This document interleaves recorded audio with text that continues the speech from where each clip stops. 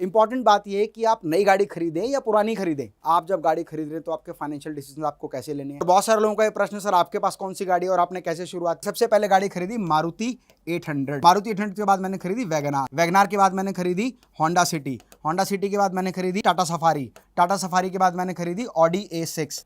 क्योंकि मेरी जो एवरेज मंथली इनकम, अगर आप नई गाड़ी खरीदते हैं ना तो खरीदने के सिर्फ शोरूम से बाहर निकलते ही, हाय फ्रेंड्स, अभी कुछ दिन पहले मैंने एक वीडियो बनाया था कि आप खुद की कार खरीदें या कैब का इस्तेमाल करें। तो बहुत सारे लोगों का एक प्रश्न आया है कि सर ये कंपैरिजन बताओ कि हम नई कार खरीदें या पुरानी कार लें। फ्रेंड्स, इस बात का डिसीजन लेने के लिए ना आपको बहुत सारे फैक्टर्स को अलग अलग तरीके से, अलग अलग नज़रिए से देखना होगा।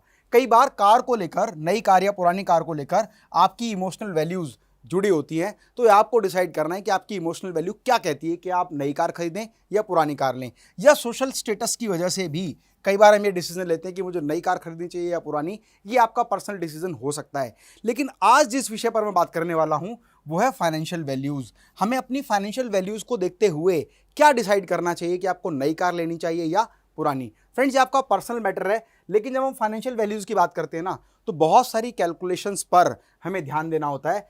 आज हम ये मान के चलते हैं कि आप एक गाड़ी खरीदना चाहते हैं जिसकी वैल्यू लगभग 7 लाख रुपए है। मतलब अगर वो कार आप नई खरीदते हैं तो 7 लाख रुपए में वो कार आपको मिलती है। ठीक है, तो कैलकुलेट करते हैं। अगर 7 लाख रुपए की वैल्यू की एक नई कार आप खरीदते हैं जिसका शोरूम से लेकर रोड प्राइस तक 7 लाख रुपए है, तो और आपके पास जो डाउन पेमेंट है देने के लिए वो सिर्फ 2 लाख रुपए है। जनरली हमें से हर व्यक्ति जब कार खरीदता है तो डाउन पेमेंट देता है और बाकी EMI करवा लेता है। तो मान लेता हूँ 7 लाख रुपए की गाड़ी लेना चाहते हैं, 2 लाख रुपए आपने डाउन पेमेंट दे दी, तो बाकी बचे जो 5 लाख रुपए हैं इसको आप EMI में कन्वर्ट कराएंगे। मोस्ट ऑफ द टाइम जब कार लोन की बात करते हो तो 3 साल या 5 साल के लोग कन्वर्ट कराते हैं। तो हम ये मान लेते हैं कि 3 साल के लिए आप उसको कन्वर्ट करा रहे हैं EMIs को, और रेट ऑफ इंटरेस्ट जो आपको कार लोन का मिल रहा है वो 9% है। फ्रेंड्स, ये वेरी करता है आपके फाइनेंशियल वैल्यूज़ के ऊपर। ये वेरी करता है कि 9% होगा, 10 होगा, 11 होगा या 8.5 होगा। फाइन, हम मान लेते हैं 9% का रेट ऑफ इंटरेस्ट है, तो आपकी जो EMI आने वाली है पर मंथ 15,900 रुपये अगले 3 साल तक की आपकी EMI आने वाली है। इसका मतलब टोटल जो आपने पेमेंट की है वो 2 लाख रुपए तो आपने डाउन पेमेंट दे दी, 15,900 के हिसाब से 36 EMI जो आपने दी हैं वो टोटल मिला के हो गया आपका 7,72,000 रुपये। मतलब 7 लाख की कार वैल्यू पर आपको 72,000 रुपये इंटरेस्ट देना पड़ेगा, और ये सारा का सारा पैसा आपको पर मंथ डाउन पेमेंट के साथ 15,900 रुपये के रूप में देना पड़ेगा। फाइन, ये बात आप अच्छे से समझ गए हैं। यही कार अगर आप एक सेकेंड हैंड वैल्यू में लेते हैं, मतलब जो गाड़ी आपको नई 7 लाख रुपए की मिल रही है और 4-5 साल चली हुई गाड़ी वो आप लेते हैं, तो जनरली उसकी वैल्यू 3, सवा 3, 3.5 लाख रुपए या 2.5 लाख रुपए तक मिल जाती है। मतलब 2.5 लाख रुपए से लेकर 3.5 लाख रुपए में कार वैल्यू वो आपको मिल जाती है। ओल्ड कार, वही कार जिसकी वैल्यू नई की 7 लाख रुपए। एक बात और, अगर आप नई गाड़ी खरीदते हैं ना तो खरीदने के सिर्फ शोरूम से बाहर निकलते ही उसकी वैल्यू लगभग 15 से 20% डेप्रिशिएट हो जाती है। कहते हैं ना कि हमारे इमोशंस जुड़े हुए हैं, और नई गाड़ी से इमोशन कितने दिन के लिए होते हैं? 10 दिन, 15 दिन, 20 दिन, 25 दिन, उसके बाद वो नॉर्मल बात होने लग जाती है। इसीलिए आपको ये भी देखना है कि इंस्टेंट अगर आप गाड़ी खरीद रहे हैं तो कितनी वैल्यू डेप्रिशिएट हो जाती है। तो हम बात करते हैं कि वही 7 लाख की वैल्यू की गाड़ी है और आपने 4-5 साल चली हुई गाड़ी ली है, तो उसकी वैल्यू मिलने वाली है आपको 3 लाख रुपए। अभी भी वही सेम कंडीशन है, आपके पास 3 लाख अपने खुद के नहीं है, सिर्फ 2 लाख रुपए हैं, और 1 लाख रुपए को आपने लोन करवा लिया, EMI करा लिया। उसका ड्यूरेशन भी 3 ईयर है। रेट ऑफ इंटरेस्ट मान लेते हैं सेम 9% है ना। ये कुछ वेरी भी हो सकता है, सेकेंड हैंड कार में थोड़ा ज़्यादा भी होता है, मैं 9% मान लेता हूँ। तो आपकी पर मंथ जो EMI आने वाली है वो 3100 रुपये आने वाली है। इसका मतलब टोटल पेमेंट जो आप देंगे 2 लाख रुपये डाउन पेमेंट, 3100 की EMI 36 महीने के लिए 3,11,600 रुपये आप देने वाले हैं। मतलब 11,600 रुपये आपका क्या होगा, इंटरेस्ट वैल्यू हो जाएगा जो आप वहाँ पे करेंगे। फाइन, ये तो सिंपल कैलकुलेशन है। आज आप EMI कैलकुलेटर चेक कर सकते हैं, गूगल पर सर्च करें EMI कैलकुलेटर, वहाँ पर आप कार की वैल्यू डालें, डाउन पेमेंट डालें और कितने साल के लिए चाहिए वो डालें, सारी कैलकुलेशन आपके सामने आ जाने वाली है। अब यहाँ पर ज़रूरत है सारी चीज़ों को ठीक तरीके से कंपेयर करने की और फाइनेंशियल डिसीजन लेने की। फाइन, मैंने आपको कहा था कि आप अगर डाउन पेमेंट 2 लाख दे रहे हैं, 15,900 की EMI है 36 महीने के लिए, तो 7,72,000 रुपये आपने पे करने हैं, और यहाँ पर आपको पे करने 3,11,600 रुपये। और ये गाड़ी 10 साल बाद, मतलब ये 4-5 साल पुरानी गाड़ी चली जो हुई है वो अगले 5 साल बाद, या ये गाड़ी अपने 10 साल बाद उसकी जो स्क्रैप वैल्यू रह जानी है वो 1 लाख रुपये। और कई बार तो क्या है, 7-8 लाख रुपए की गाड़ी अगर है ना वैल्यू में, तो उसकी जो स्क्रैप वैल्यू है 60,000, 70,000, 80,000, 90,000 मैक्सिमम भी लोगे तो 1 लाख रुपए रहने वाली है। मतलब जो 7,72,000 की गाड़ी थी उसमें 1 लाख रुपए आपका स्क्रैप का सेल हो गया, तो आपको 6,72,000 रुपए का लॉस होने वाला है। और यही कार जो आपने सेकेंड हैंड खरीदी थी, यहां पर इसकी वैल्यू कितनी थी 3,11,600, आपको 1 लाख रुपए मिल गए, 2,11,600 का आपको लॉस होने वाला है।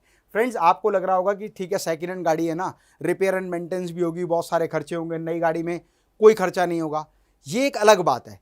अभी जो मेन चीज हमें समझनी है ना, वो लॉस हमें 2,11,000 या 6,72,000 का नहीं है, एक्चुअल लॉस कुछ और है। और एक्चुअल लॉस को कैसे कैलकुलेट करेंगे, एक बात समझ लीजिए, 15,900 की आप ईएमआई दे रहे थे और यहां पर आपकी ईएमआई आ रही थी 3,100 रुपये। इन दोनों का जो डिफरेंस है ना, वो है 12,800 रुपये। मतलब अगर आप नई गाड़ी खरीदते हैं तो 15,900 देने के बाद, या सेकेंड हैंड कार खरीदते तो 3,100 देने पर आपकी मंथली सेविंग जो होती है सेकेंड हैंड गाड़ी खरीदने पर, आप ये मान लेते कि वही गाड़ी मेरे लिए नई है और मैं इसका इस्तेमाल कर रहा हूं, तो 12,800 पर मंथ सेविंग होती है। अगर आप इस 12,800 को सही तरीके से इन्वेस्ट करते हैं हर महीने, मैं मान लेता हूं, तो आपको जो टोटल इन्वेस्टमेंट वैल्यू आपकी होने वाली है 12,800, और आप 6 साल के लिए हम एक एवरेज कर लेते हैं, 12/6 महीने के लिए, तो 9,21,600 आपकी टोटल इन्वेस्टमेंट होने वाली है। और कंपाउंड इंटरेस्ट की बात करें 7.5% आप एफडी कर देते हैं, आप शेयर मार्केट में इन्वेस्ट करते हो, और शेयर मार्केट में मिलने वाला रिटर्न आपको 8%, 9%, 12%, 20% तक भी हो सकता है, लेकिन हम एक बेस प्राइस कैलकुलेट करते हैं, 7.5% से आपको कंपाउंड इंटरेस्ट मिलने वाली है। टोटल जो वैल्यू आपकी होगी वो होगी 11,66,600 रुपए।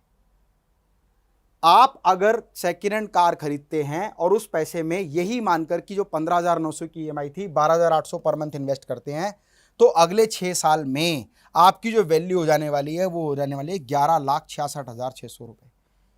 फाइन। और आप कह रहे थे कि मैंने सेकेंड हैंड कार खरीदी है, उसमें 3,11,600 मेरी वैल्यू ही है, तब भी आपको जो खर्चा है आपका सेकेंड हैंड कार का, तब भी आपको 8,55,000 रुपए की सेविंग इकट्ठी हो जाती है अगले 6 साल में। फाइन। तो फ्रेंड्स, ये डिपेंड करता है रेट ऑफ इंटरेस्ट पर कि कंपाउंड इंटरेस्ट आपको कितना मिल रहा है। आप जब गाड़ी खरीद रहे हैं तो आपके फाइनेंशियल डिसीजन आपको कैसे लेने हैं। अब इंपॉर्टेंट बात क्या है, इंपॉर्टेंट बात यह है कि आप नई गाड़ी खरीदें या पुरानी खरीदें, इसका कंपैरिजन आप कैसे करें, क्योंकि आपने सेविंग समझ ली, आपने इन्वेस्टमेंट समझ ली, आपने रेट ऑफ रिटर्न समझ लिया, आपने प्रॉफिट समझ लिया, आपने लॉस समझ लिया, लेकिन ये डिसीजन आप कैसे लें।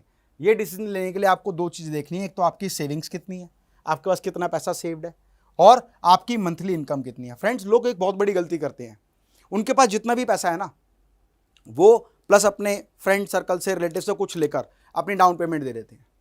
मतलब टोटल सेविंग का 100% डाउन पेमेंट में चला जाता है, तो उनके पास कोई सेविंग बचने वाली नहीं रहती। दूसरी जो मिस्टेक करते हैं कि उनकी जो मंथली इनकम है उसका 60, 70, 80 या 90% तक उनकी ईएमआई आ जाती है। सोचते हैं बाकी फैमिली भी तो कमा रही है, मिलकर सर्वाइव कर लेंगे। तो यहाँ जो हमें डिसीजन लेना है वो ये देखना है कि हमारी सेविंग कितनी है और हमारी मंथली इनकम कितनी है। डाउन पेमेंट जो आप गाड़ी के लिए देते हैं वो आपकी टोटल सेविंग का 20 से 25% से ज़्यादा नहीं होना चाहिए। इसका मतलब अगर आपने 2 लाख रुपए डाउन पेमेंट दी है और ये 25% है, तो मतलब आपके पास लगभग 8 लाख रुपए होने चाहिए। जब आपके पास सेविंग में 8-10 लाख रुपए हो ना, तभी आप 2 लाख रुपए की डाउन पेमेंट देकर गाड़ी खरीदें। इसके अलावा कहते हैं ना, ईएमआई कितनी होनी चाहिए, आपकी मंथली इनकम की 7 से 10% से ज़्यादा ईएमआई नहीं होनी चाहिए। मतलब अगर आपकी ईएमआई 15,900 रुपये आ रही है या 16,000 रुपये आ रही है, तो लगभग 1-1.5 लाख रुपए आपकी सैलरी होनी चाहिए। 1.5 लाख रुपए महीना कमाते हों तो 15,900 की ईएमआई आप भरें, क्योंकि सिर्फ खर्चा ईएमआई का नहीं है, उसके अलावा आपकी गाड़ी की रिपेयर एंड मेंटेनेंस है, डीजल पेट्रोल है। और अगर इनडायरेक्ट वे में आप देखें, आप उस पैसे को सेकंड गाड़ी खरीद के इन्वेस्ट करते तो शायद आप बहुत अधिक आगे हो सकते थे। फाइन। और बहुत सारे लोगों का ये प्रश्न, सर आपके पास कौन सी गाड़ी है और आपने कैसे शुरुआत की। मैंने सबसे पहले गाड़ी खरीदी मारुति 800। मारुति 800 के बाद मैंने खरीदी वैगनार। वैगनार के बाद मैंने खरीदी होंडा सिटी। होंडा सिटी के बाद मैंने खरीदी टाटा सफारी। टाटा सफारी के बाद मैंने खरीदी ऑडी A6। ऑडी A6, और बीच में और भी कुछ ऐसी गाड़ियाँ जो मैं कैलकुलेट नहीं कर पा रहा हूँ। और इतनी सारी गाड़ियाँ मैंने कैसे ऑक्यूपाई की, क्योंकि मेरी जो एवरेज मंथली इनकम है ना, वो लगातार बढ़ती चली गई। फ्रेंड्स, आप कोई भी गाड़ी खरीदें, नई खरीदें, पुरानी खरीदें, कम वैल्यू की खरीदें, ज़्यादा वैल्यू की खरीदें, आप सिर्फ ये कैलकुलेट करें कि आपके पास टोटल सेविंग कितनी है और आप कितना पैसा उसमें डाउन पेमेंट में आप इन्वेस्ट कर सकते हैं, और आपकी टोटल इनकम का कितना % आपकी ईएमआई आने वाली है। अगर इन बातों को आप ध्यान रखते हैं तो आप आसानी से डिसीजन ले सकते हैं कि you have to buy a new car और ओल्ड कार। स्वस्थ रहें, मस्त रहें। मैं डॉक्टर अमित माहेश्वरी आपके सुनहरे भविष्य की कामना करता हूं। जय हिंद, जय भारत।